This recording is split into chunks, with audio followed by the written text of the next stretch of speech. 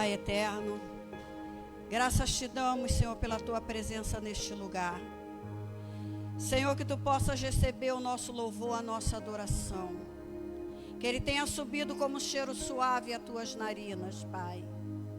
Senhor, agora nesse momento, Pai, vamos entrar, Pai querido, no momento agora em que, Senhor, receberemos a tua palavra. Senhor, esta palavra, Pai, ó Senhor, que o Senhor tem preparado, que o Senhor tem colocado no coração do teu filho. O Senhor já preparou, o Senhor já falou com ele, mas, Senhor, no abrir da boca do teu filho, que teu Espírito Santo venha nos trazer uma revelação vinda da tua parte. Que possamos, Senhor, estar com nossos corações abertos, Senhor, como uma terra, Senhor, frutífera, Pai. Como uma terra, Senhor, adubada, preparada para receber a semente, Pai, para receber a tua palavra. Seja com teu filho, Pai. Fala com ele grandemente, aquilo que ele já preparou. Mas, Senhor, que tu possas acrescentar mais ainda, além daquilo que está preparado no coração dele. Assim te louvamos e te agradecemos, em nome de Jesus. Amém.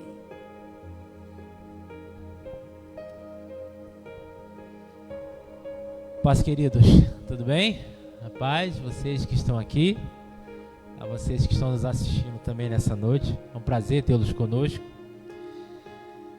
Agradeço muito a Deus por poder estar aqui com vocês.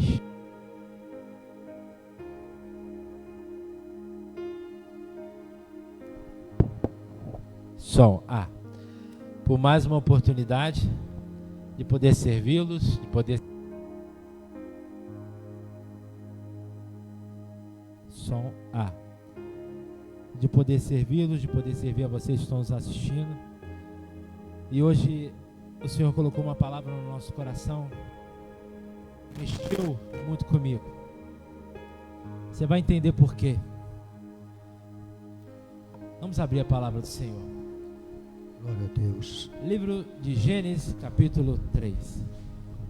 Glórias.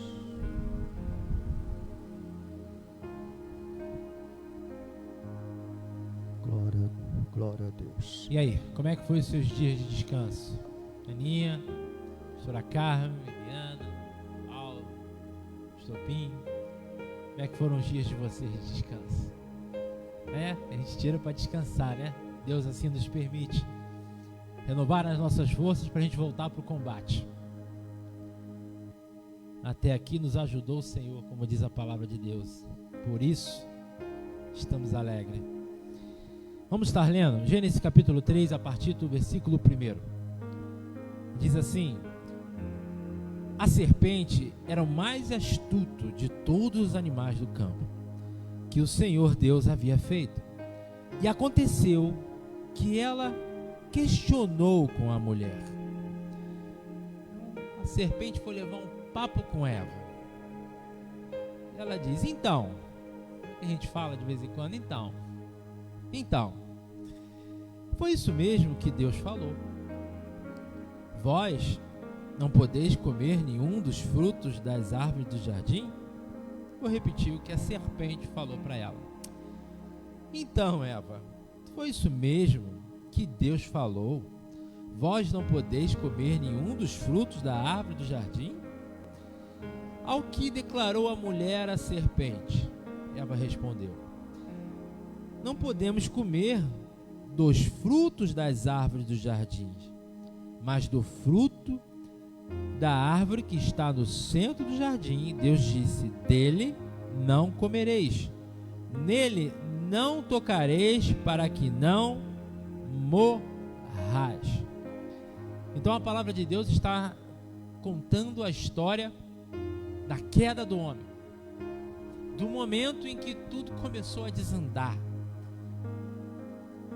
E eu lendo e estudando essa palavra, eu percebi algo tão interessante. Como que a Bíblia fala do início ao fim sobre aquilo que nós comemos e aquilo que nós bebemos.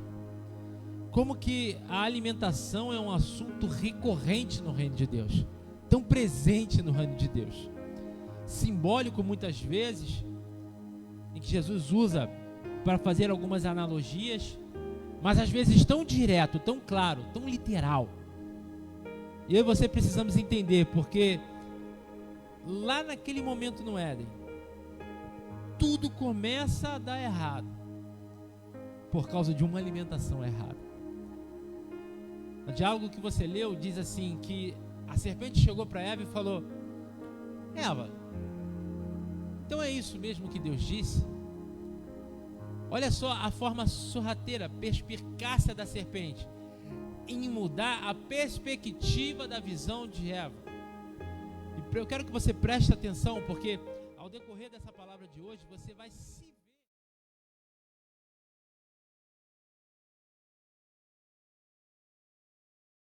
nessa mesma condição, nesse mesmo diálogo. Nós falamos muitas vezes, não, a gente minha carne é um anjinho de um lado e o diabinho do outro.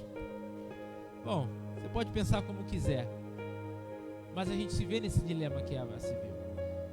E a voz da serpente, ou a voz do diabo naquele momento, era mudar a perspectiva com que ela via. Ele vira e fala assim: você não pode comer nada. Só que o que Deus havia falado é: vocês podem comer de tudo. De tudo, apenas a árvore do conhecimento do bem e do mal. A forma com que ela coloca era como se tudo o que ela podia fosse inferior ao que ela não podia, como se tudo que foi lhe permitido tivesse menos sabor e fosse menos interessante do que aquilo que ela já estava se alimentando. Entenda uma coisa, Eva mudou o seu olhar, ela mudou a forma com que ela entendia, ela passou a desejar algo que ela nem sabia qual era o sabor. Preste atenção, ela nunca tinha comido, ela nunca tinha provado, mas ela começou a entender que talvez aquele fruto fosse mais saboroso, mais interessante, ou causasse um efeito melhor do que todo o restante. Como que uma coisa que ela nunca tinha provado passa a ser tão importante para a gente? Já parou para prestar atenção que muitas das vezes nós choramos e reclamamos e murmuramos tanto com Deus sobre tantas coisas que nós queríamos ter ou fazer e não podemos, e desvalorizamos aquilo que nós temos e podemos? Às vezes nós nos tornamos, no nosso dia a dia, tão angustiados, tão entristecidos, tão frustrados por coisas que a gente não tem ou não pode, e não percebemos tudo aquilo que o Pai nos deu e nos dá todos os dias. Sabe o que é isso? A gente perde o valor, o real valor das coisas. Sabe por quê? Porque uma voz de Satanás mudou a perspectiva como eu olho a vida ao meu redor, como eu olho as coisas que Deus me deu ao meu redor. Eu escrevi aqui: toda a tentação torna algo que na verdade nem é tão bom na melhor coisa do mundo. Agora entenda uma coisa: tudo que é bom deve ser avaliado todos os seus efeitos do início ao fim. Entenda uma coisa: Eva, quando olhou para aquilo, ela pode ter achado que é bom, mas na sua concepção ela não entendia, porque uma coisa só é boa quando eu avalio, quando eu a experimento do início dela ao final do processo dela. Sabe o que eu quero dizer? Muitas vezes você pode comer. Eu estou rindo porque essa palavra, gente, vocês que estão com a gente aqui, vocês estão assistindo, ela nasceu num dissabor meu. Essa palavra nasceu num momento de muita angústia. Enquanto vocês descansavam, eu me desvaía lá no banheiro. Passei 3 dias com uma infecção intestinal horrível. Tive febre, fiquei acamado. Mas Deus não perde nada. Essa palavra nasceu nesse dia. Por quê? Porque eu só consigo entender o que é bom e o que é ruim quando eu chego ao final do processo. Não é? Tem coisas que nós comemos que na boca é doce, mas no intestino o estrago é certo.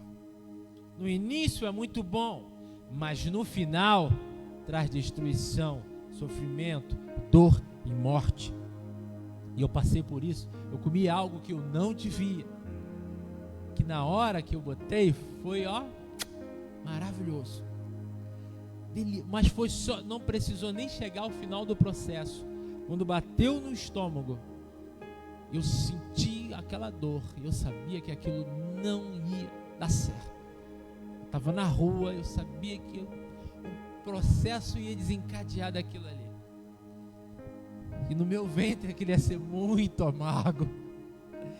E é interessante porque, para a gente ganhar tempo, não precisa abrir não, que lá em Apocalipse 10 diz assim: em seguida, me aproximei do anjo e lhe roguei que me desse um livrinho. Ao que ele me declarou: pega-o e come. Ele será amargo no estômago, todavia doce como mel na boca. Olha só o que o Senhor está falando. Um livrinho é a palavra de Deus. A palavra de Deus. Às vezes, a gente ouve ela com grado, com alegria. A gente entende e na hora é uma empolgação, porque ela nos causa um impacto. Mas muitas vezes praticá-la não é tão fácil. Muitas vezes a renúncia que ela vai exigir, os sacrifícios que ela vai exigir, o preço que também vamos pagar no ventre é amargo. É o processo que nós precisamos passar. É o processo. E nós precisamos ter cuidado com isso. O reino de Deus não é comida nem bebida, diz a palavra de Deus. Mas a comida e a bebida estão ali presentes de forma intensa. Instrutiva, é verdade, mas de forma intensa. Eu escrevi aqui, porque a comida é um dos temas centrais da Bíblia. É um dos temas centrais do reino de Deus. Na verdade, o que define se eu fico de pé ou se eu caio é o que eu como. O que define, assim como o teu corpo humano, o que vai definir você ter saúde ou não ter saúde não é o que você come. No teu corpo espiritual é a mesma coisa. O que vai definir se você vai ser uma pessoa fervorosa, se você vai ser uma pessoa saudável do ponto de vista espiritual, ou se vai ser uma pessoa amarga, é aquilo que você come. Você não está aqui com a gente hoje, você não está aqui ligado na internet, por quê? Porque você tem fome, você tem sede, e você vem ao lugar certo. Sabe qual é a coisa mais triste? É quando a gente não consegue entender o nosso eu interior, é quando a gente não consegue se ler, se perceber, porque Deus nos criou para isso. Ele nos criou com uma necessidade de se relacionar com Ele. Ele nos criou com um corpo físico, mas um corpo espiritual, uma nova criatura que necessita de quê? De alimento, o alimento na papinha quando nasce, depois ao alimento sólido quando cresce, mas ele sempre vai precisar de um alimento espiritual. Só que quando eu não entendo isso, eu me sinto vazio, e uma hora eu vou começar a querer dar alimento e comida para esse corpo que não vai fazer bem. Eu vou buscar preencher isso de alguma outra forma. Por quê? Porque a fome você sempre vai ter, a necessidade de alimento você sempre vai ter. Esse vazio que às vezes bate, essa angústia que às vezes bate, você sempre vai ter. Você foi programado, você foi programada para se relacionar com o Pai, para receber dele. Agora olha só que interessante o que você leu e que eu li. Porque tudo desandou a partir daquele momento que Eva cometeu um pecado, comeu do que não devia, deu para Adão, que também comeu o que não devia, e ali eles foram expulsos do jardim. Agora percebe uma coisa, Satanás fez uma destruição enorme por uma coisa pequena. O inimigo, ele não começa a sua obra matando milhares e milhares de pessoas. Então entenda isso. A estratégia de Satanás é conseguir alterar coisas pequenas no seu procedimento, nas suas decisões, mas que vão causar estragos enormes. É como mexer no leme de um navio. Um navio é algo enorme. A nossa vida é enorme. E o que orienta a direção que você está seguindo é o quê? Um pequeno leme. E se você deixa ele tocar ali, ele muda a direção do teu curso e destrói a tua vida. Ele começou fazendo o quê? Simplesmente colocando no ouvido daquela mulher, mudando a perspectiva dela, um desejo. um olhar diferente que ela não tinha, uma tentação que ela não deveria ter e passou a ter. Engraçado que após ele desobedecer a Deus, o Senhor aparece no jardim e fala para ele: Adão, aonde você está? Adão, cadê você?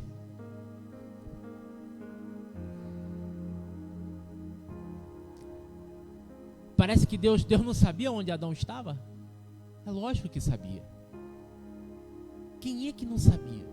O próprio Adão. Ele vira e fala: Adão, aonde você está? Adão, o que você comeu? É como se ele estivesse falando: Adão, quem é você? Adão, quem você está ouvindo? Adão, o que você está assistindo? Quem te mostrou que estavas nu? E sabe por que o Senhor trouxe essa palavra no nosso coração agora? Porque nós passamos um tempo de descanso, um tempo de feriado, de refrigério. Só que infelizmente, nesse momento de carnaval, muitos vão e não voltam mais. Muitos vão e esfriam na sua fé. Muitos saem com certezas e convicções, com entendimentos profundos na palavra, e volta dizendo: não é bem assim. Eu via desse jeito, mas eu acho que isso é muito ortodoxo. Eu via desse jeito, mas eu acho que isso é um exagero. Volta com a mente relativizando aquilo que era absoluto. Por quê? Porque se alimentou de alguma coisa que não devia. Aí quando Deus pergunta: Adão, onde você está? Talvez para você nessa noite que está me assistindo, o Senhor pode estar olhando para você e fazendo a mesma pergunta: filho, filha, onde você está? Filho, o que você andou comendo? Filha, o que você andou bebendo? Filha, quem está conversando com você? Aonde você passou esses dias? O que você tem feito esses dias? Por que que eu fui ao jardim, ao lugar que a gente tem marcado, combinado? Por que que eu cheguei ali e não encontrei você? Essa é a pergunta. A gente precisa entender uma coisa: Adão se via a partir de Deus, não a partir dele mesmo. É muito interessante. O jardim do Éden, ele era, entenda uma coisa, a terra foi criada, mas havia um lugar em especial, um jardim em especial. Por quê em especial, chamado Éden? Porque ali é o lugar onde Deus descia para conversar com o homem. Deus contempla toda a sua terra porque ele é onipresente, mas ali naquele lugar era diferente, era um lugar restrito, onde havia um ambiente especial, que Deus falava com ele, conversava com ele. Aquele momento, aquele lugar menor do que a terra, porém cheio da glória e da presença de Deus. Ele vinha ali e conversava com Adão. Adão estava mais perto. Então Adão não se via, não olhava para ele mesmo a partir de si, mas a partir do Pai. A gente está vendo aqui a Mimi, pequenininha. Lembra quando ela era nenenzinha, Ana? Pequenininha? Que você colocou ela no seu no colinho pela primeira vez? Sabe que quando o neném nasce, os médicos dizem que ele só consegue enxergar 30 centímetros. A distância só necessária para ele encontrar o mamá e olhar para você. Sabe o que isso significa? Que a única coisa que ele contempla nos primeiros momentos de vida é a mamãe. É o alimento que a mamãe dá. E a alegria com que a mamãe observa o seu neném. Então, o neném, desde pequenininho, ele já se sente valorizado, amado, esperado e celebrado simplesmente pelo olhar da sua mamãe. Sabe o que isso fala pra gente? Adão tinha esse lugar especial, Jardim do Éden. E ali ele se via a partir do seu pai. Ele sentia que ele era alguém especial, que ele era um ser criado à imagem e semelhança de Deus. Por causa de quê? Porque ele estava se vendo a partir do pai. Quando ele peca, quando ele desobedece, quando ele come o que não deve, ele passa a se ver a partir dos seus próprios olhos. Sabe por quê? Que a gente sempre, quando passa um momento desse de carnaval, talvez você esteja se sentindo, caramba, acabou o carnaval, e agora eu estou me sentindo, sei lá, seco, vazio, distante, eu estou me sentindo, eu não sei. Sabe o que você está sentindo? Você está olhando para você mesmo, a partir de você. Você não está olhando para você a partir do teu Deus.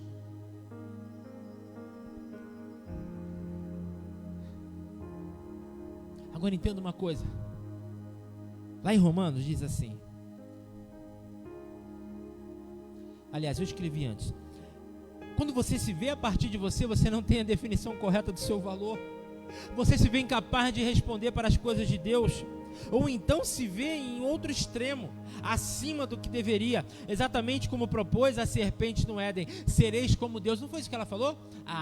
Sabe por que ele não quer que você coma isso? Porque se você comer, você vai ser conhecedora do bem e do mal, você vai ser como Deus. Eu entendo que foi tentador para ela se ver através do pecado e se imaginar empoderada. Esse não tem sido hoje o objetivo? O empoderamento feminino? E o verdadeiro empoderamento feminino está no poder do seu pai, na herança de um pai que morreu por um filho para deixar algo especial, que detém todo o poder. A serpente ali na realidade não queria empoderar ela, queria que ela caísse da posição que ela estava, mas principalmente Adão.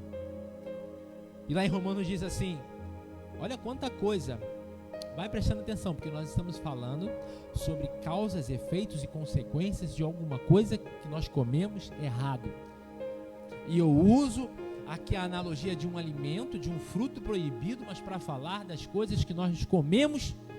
E nós, como cristãos, muitas vezes nos distraímos nesses dias de carnaval e ingerimos.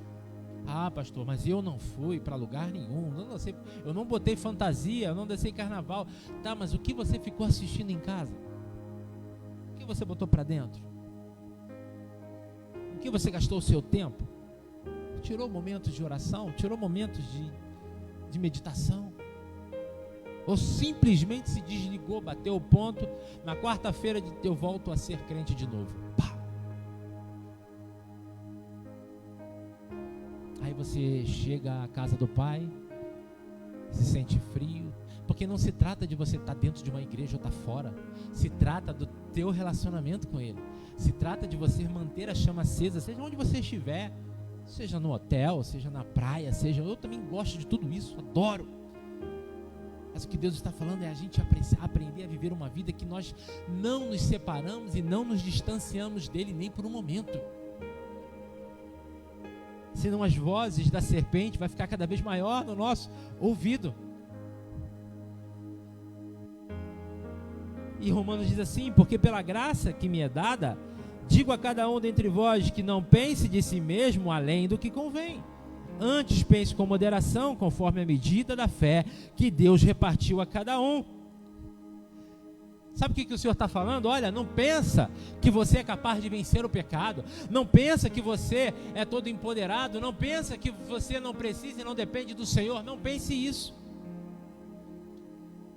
Não pense que você pode viver uma vida longe do Senhor. Não pense mais de si do que lhe convém.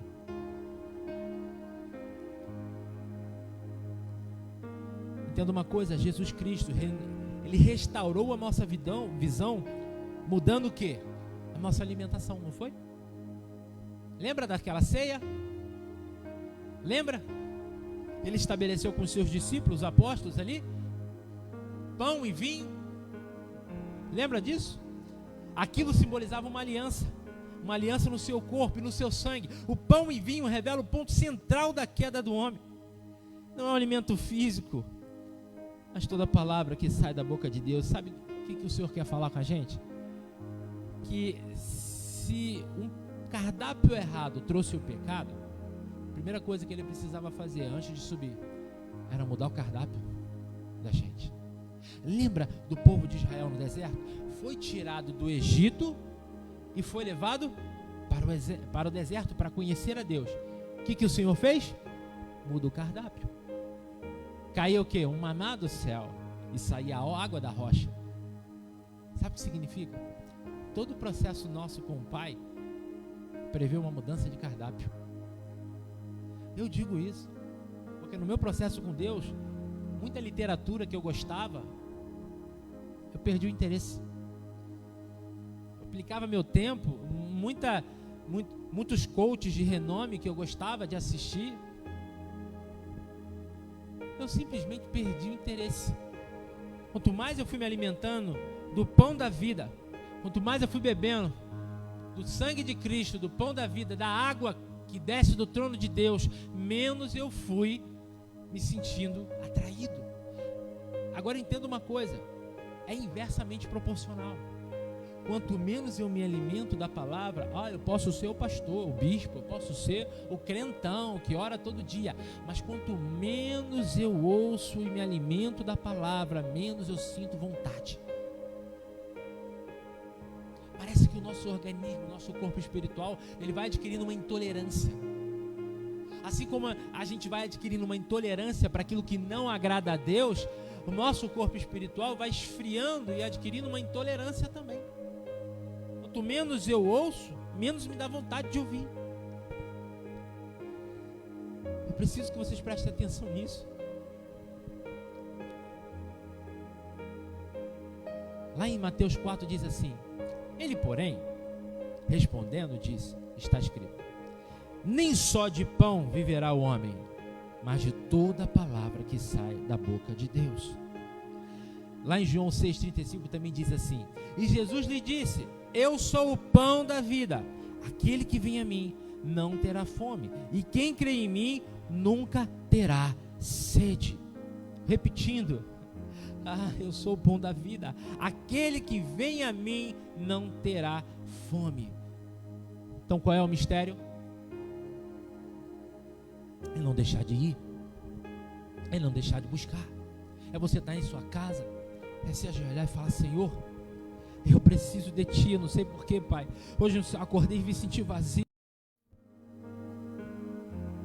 O dia mal vem. Agora como que ele vai te encontrar? Desnutrido? Raquítico? Fraco? Fragilizada? Ele vai passar por cima de você como um rolo compressor. Agora se tu está no joelho orando, clamando, se alimentando, ele é o pão da vida. Ele é o pão da vida. Tu se levanta do joelho completamente diferente como você se ajoelhou. Já abre a porta de casa, vira para os problemas e fala, quem é o primeiro? Vem, próximo. É uma brincadeira, mas é verdade. Quando a gente está com o nosso pai, lembra quando você era pequenininho? Quando a gente estava sozinho, você vê de tudo, né? Atravessar a rua, tudo. Mas quando o papai estava perto, dava vontade até de arrumar uma implicância com um amiguinho. Meu pai está aqui, ó. Vem, meu pai. Está com meu pai. Espiritualmente é a mesma coisa. Quando você sente o seu pai mais perto, você se sente encorajado, se sente mais forte. Não é qualquer coisa que te tira da graça, não é qualquer coisa que te tira a alegria, não é qualquer coisa. Sabe por quê? Porque Ele é o pão da vida. É Ele que restaura o nosso cardápio. Eu escrevi aqui, Jesus restaura o cardápio que dá vida. Mas você e eu, pelo nosso livre-arbítrio, podemos voltar a fazer escolhas erradas. Podemos voltar a comer a comida dos porcos, como fez o filho pródigo ao se afastar do pai. Olha aí, comida de novo. Lembra da parábola do filho pródigo? Que quis ir embora, pai, me dá a minha herança, me dá o que é meu de direito, e foi. Gastou tudo de forma o quê? Irresponsável. E quando a Bíblia fala tudo, ela fala de um patrimônio que ele recebeu, mas a Bíblia está falando para mim e para você. Isso é vida, tempo, saúde. Só quem passou por problemas de saúde devido a uma vida desregrada,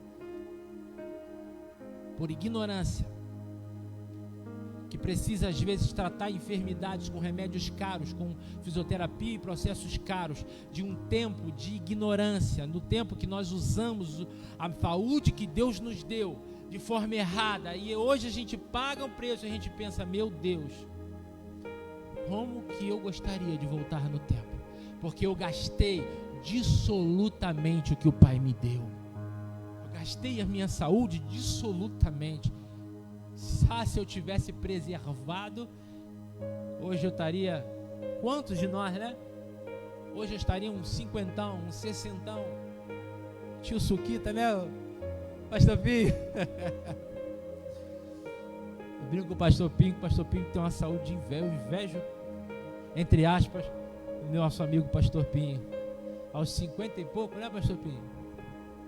Aos 65 anos, tem mais disposição que muito garotão aqui. Porque lá atrás, né, não comeu qualquer coisa, né, Pastor Pinho? É isso aí. Então, nós vemos que esse garoto, ele come, o final do processo dele é comendo comida de porco. É comendo comida de porco, é o final da vida dele. E aí a gente pensa, não, mas aí então não tem mais solução. Eu quero falar para você, se o diabo te colocou nesse tempo, se o inimigo te colocou comendo comida de porco, ou seja, pastor, é como se você falasse assim para mim, pastor, eu fiz o que não devia, eu comi o que eu não devia, eu vi o que eu não devia, eu assisti o que eu não devia, eu me envolvi com quem eu não devia, eu bebi o que eu não devia, eu fumei o que eu não devia, eu cheirei o que eu não devia. Eu não sei o que você pode ter feito nessa noite, que você esteja se encontrando na mesma condição desse filho pródigo, uma sarjeta. Mas uma coisa eu sei, você pode voltar. Você pode voltar. Porque é assim que ele se arrependeu, ele olhou para a sua própria situação, morrendo de fome, e falou, cara, eu vou voltar lá. Eu vou voltar lá porque o meu pai trata melhor os trabalhadores do que o que eu estou vivendo aqui. Eu vou pedir para ser um dos trabalhadores dele. Eu vou voltar, quero voltar. Ele se arrependeu do que fez e voltou e encontrou o pai dele, ó, de braços abertos. Aí o que aconteceu? Porque ele simboliza nosso pai. E o que o pai faz quando a gente volta? Muda o cardápio. O que aquele pai fez? Mandou matar um bezerro. Bezerro ou cordeiro? Mandou matar um bezerro. E falou, ó, vai ter churrasco hoje. Acende que vai ter churrasco. Meu filho estava morto e reviveu. Ele muda o cardápio de novo.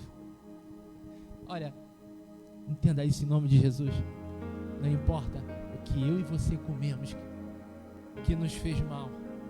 Ainda há tempo da gente se arrepender e voltar para o cardápio original. Ainda há tempo da gente se arrepender e voltar a comer aquilo que nos dá vida. Ainda há tempo de você voltar para o Pai. É só uma questão de você falar, Senhor, eu me arrependo. E eu quero lhe fazer um comunicado. Ainda há tempo.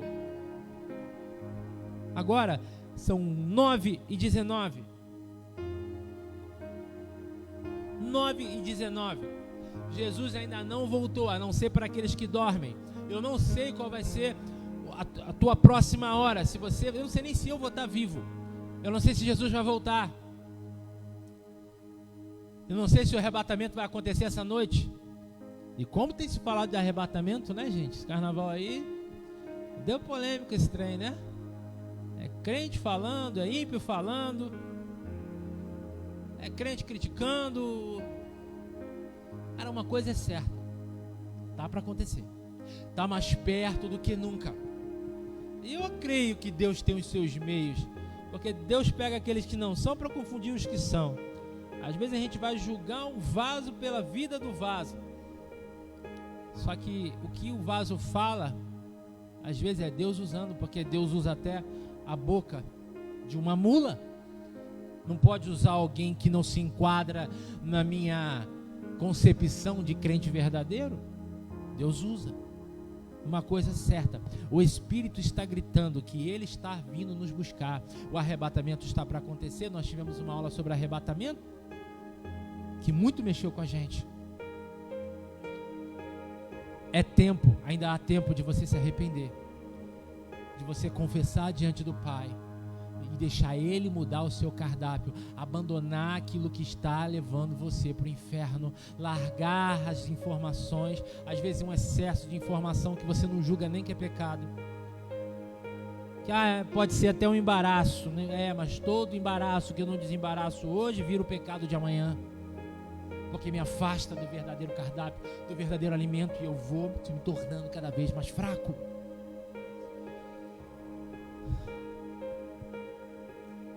Jesus, Ele é o primogênito, e Ele restaurou a bênção da primogenitura na minha e na tua vida, através de quê? A mudança de cardápio. Então você tem uma promessa, eu e você temos uma promessa, temos uma herança, e novamente o diabo sempre vai tentar tomar o que é seu, mexendo naquilo que você come, mexendo com a tua necessidade, com o teu desejo.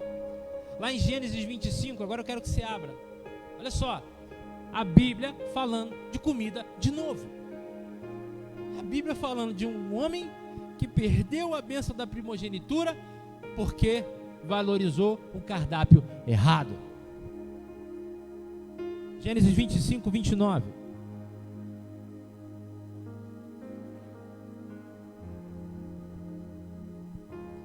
Diz assim: o dia em que Jacó preparava um guisado, voltando Esaú fadigado do campo, disse: deixa-me comer um pouco dessa coisa vermelha, porque estou muito cansado.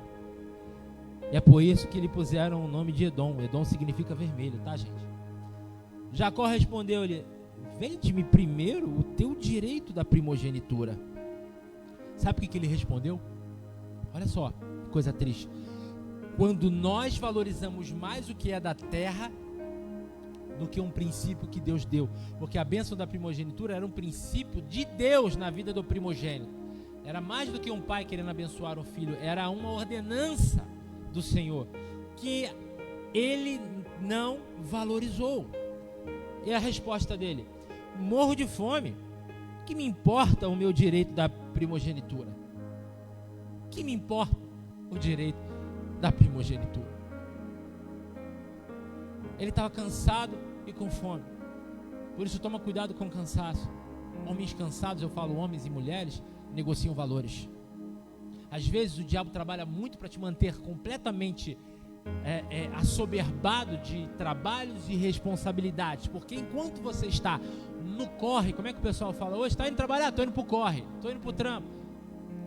Enquanto você está o tempo inteiro no corre, ocupado, demasiadamente cansado, demasiadamente cansada, é aí que você começa a negociar valores. Foi o que aconteceu com Esaú.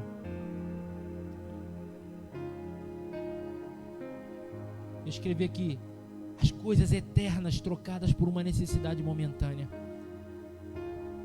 O jardim do Éden não mudou. O que você come decide se você vive ou se você morre. Quem alimenta a nossa casa é quem determina nosso comportamento. Quem alimenta a nossa casa é que vai determinar a tua cultura, o que você gosta, o que você não gosta. Já reparou? O que determina quem você cultua é aquilo que você cultiva. A palavra culto vem do cultivo, de cultivar. Você sabia disso? Quando você, e cultivo está ligado ao que? Alimento. Se eu vivo na minha casa cultivando, o que é cultivando? Me alimentando do que não presta, ou alimentando os meus filhos, a minha casa, daquilo que não edifica, eu estou em si criando uma cultura dentro da minha casa. Estou criando uma cultura entre a minha família. Estou cultivando aquilo que não vai me levar para o céu. Ah, pastor, mas é difícil. É muito difícil, pastor. Eu estou num lugar que eu não escolho o que a gente assiste, eu não escolho o que a gente vê. Pastor, é muito difícil. É muito difícil, tá? Então tá, eu vou te contar a história de um homem que também estava na mesma situação que eu e você nos encontramos. Daniel. Olha Deus, falando de comida de novo. Essa dor de barriga desses 3 dias me ensinou muito, gente. Muito. Daniel, diz assim, Daniel, capítulo 1, versículo 8. Daniel, porém, decidiu no seu coração não se tornar impuro, consumindo as iguarias do rei, nem com vinho especial servido à mesa real. E solicitou ao chefe dos oficiais permissão para se abster daqueles alimentos. Daniel foi levado pelo rei da Babilônia para o palácio para ser alimentado pelas iguarias do rei. Agora entenda uma coisa, muita coisa do que era servido na mesa do rei da Babilônia também tinha lá em Jerusalém. Vinho tinha em Jerusalém, carnes e fruta também tinha em Jerusalém. Então por que Daniel não podia comer? Né? Tem coisas que a gente fala, isso aqui não tem nada a ver, lá também tem, ali também tem. Por que ele não podia?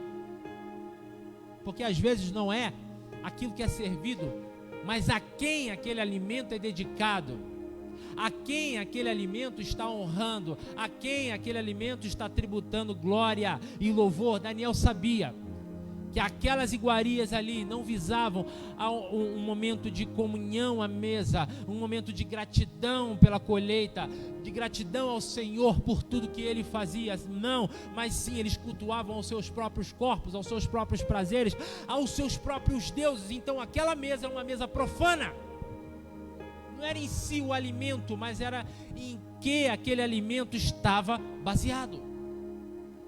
Então ele se decide que se separar. Por quê? Daniel entendeu que Satanás estava tentando mudar a cultura deles, tentando mudar quem eles eram. E ele pediu então, fez um propósito com o Senhor e deixaram ele se alimentar só de verduras. Aí fazem, né? Aquela, não, mas por isso que verdura faz bem sempre, tá? Mas você não vive só de verdura, entende? Você precisa de proteína também. Nós precisamos entender o que está por trás dessa passagem bíblica. O que Deus está tentando falar conosco. Eu escrevi aqui, há uma realidade para a comida do Egito, e há outra realidade para a comida da Babilônia, e há outra realidade para o alimento dos céus. Por quê? Porque a comida do Egito fala o quê? De um alimento de um povo que não conhecia Deus, que estava destruído.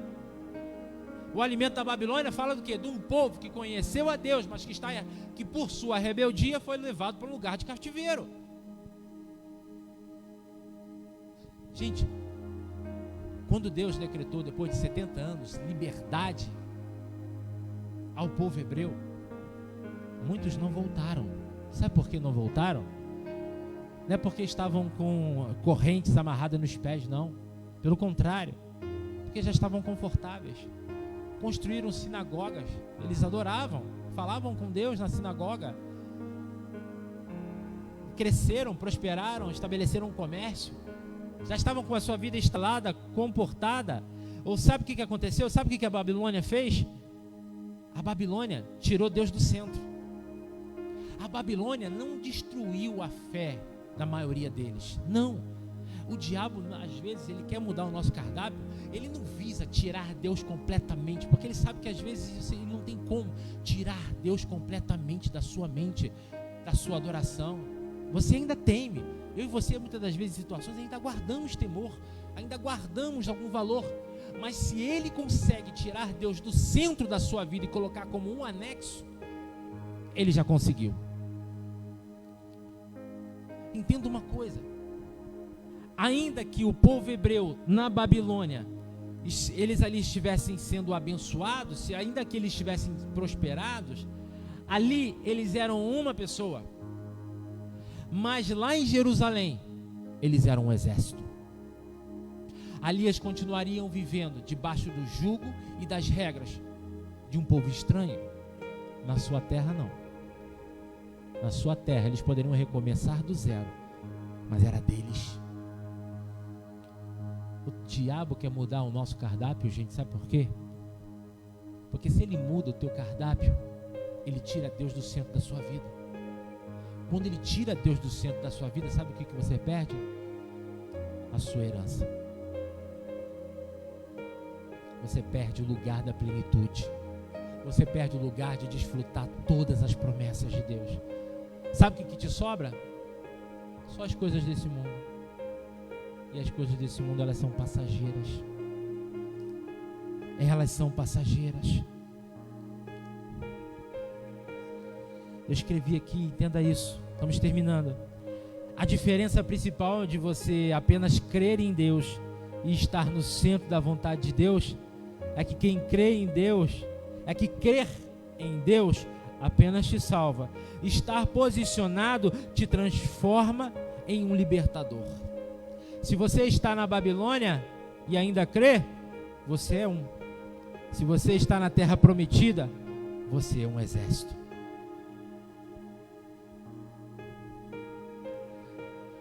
A terra prometida não é um lugar que você vai quando você morrer.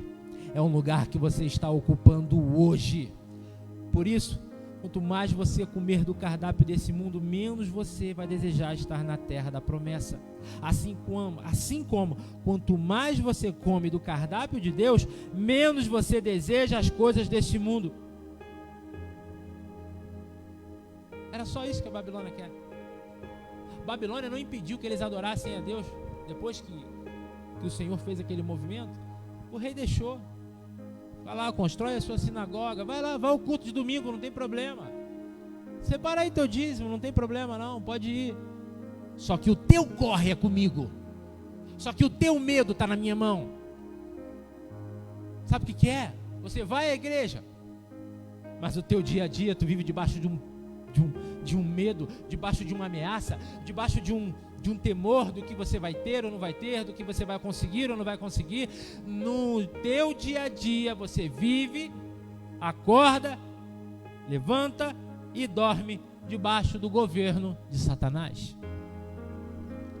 Se você não conheceu Jesus, você está debaixo do governo de Faraó. E ele multiplicando o teu serviço, tirando a palha, para você trabalhar cada vez mais e pensar em Deus cada vez menos. Agora, se você conhece Jesus, mas não está levando ele a sério, você está na Babilônia. Você até teme ao Senhor, mas está no lugar de disciplina. Deus é apenas um puxadinho, um anexo seu. Ali não é lugar de plenitude. E eu já falei aqui na igreja, eu vou repetir para a gente terminar. Eu acho que ser um crente de Babilônia é pior do que ser um crente do Egito.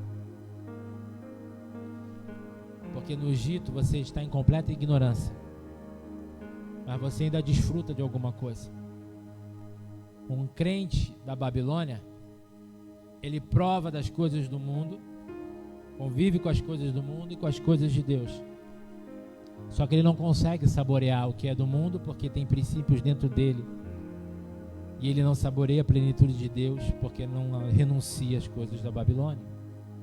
Então ele não consegue ter a plenitude do prazer do pecado, porque o pecado traz prazer, ainda que momentâneo, mas traz. E também não desfruta da plenitude do servir ao Senhor.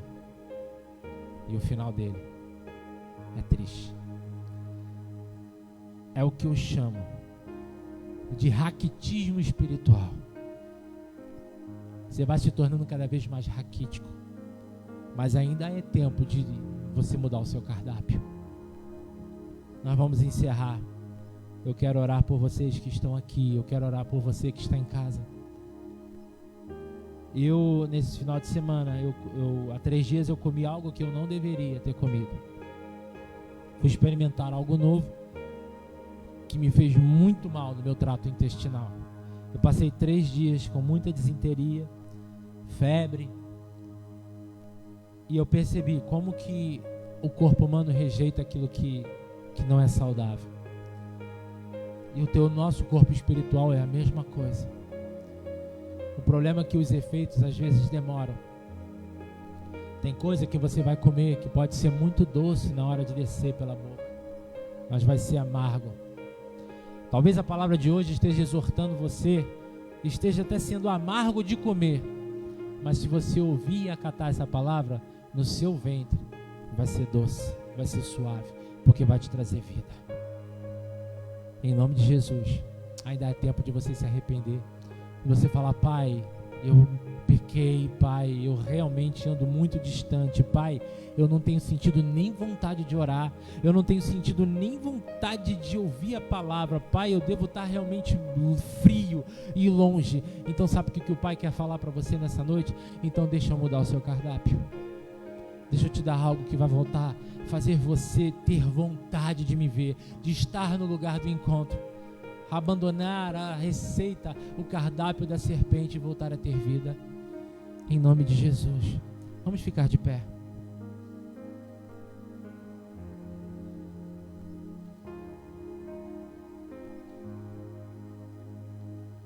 Essa noite é uma oportunidade que o Senhor está te dando, é uma oportunidade que o Senhor está nos dando, de voltar a comer na mesa do Pai.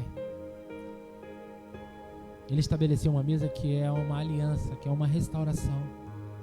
Então aproveita essa oração que a gente vai fazer aqui agora.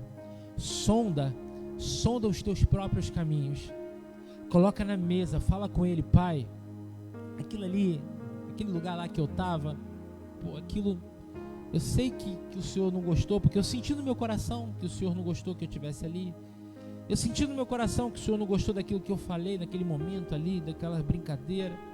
É hora de você aproveitar essa oportunidade de confessar a Deus e falar: Senhor, mas eu quero voltar a comer da sua mesa, Pai. E se o Senhor deixar, eu lhe peço perdão e eu retorno nessa noite. Fecha teus olhos aqui.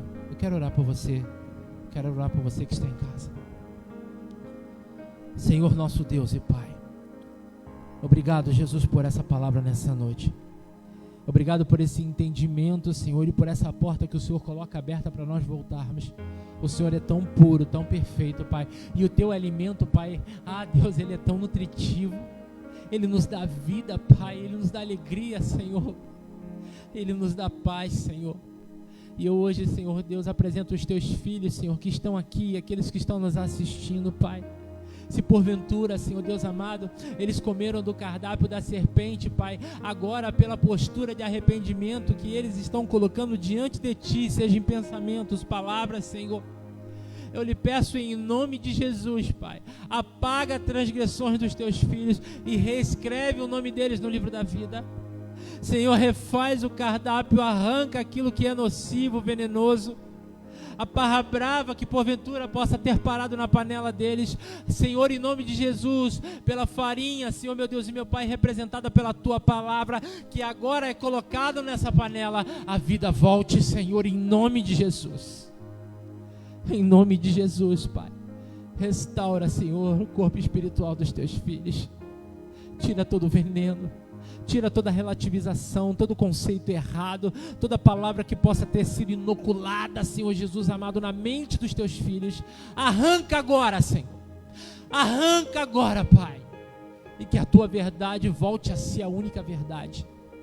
Que os Teus princípios sólidos voltem a ser, meu Deus e meu Pai, a base por onde nós andamos. E a Tua palavra continue sendo lâmpada para os nossos pés e luz para os nossos caminhos, Senhor. Assim te pedimos nessa noite, Pai, e te agradecemos, Senhor, em nome de Jesus. Amém. E graças a Deus. Aleluia. Vamos aplaudir o Senhor.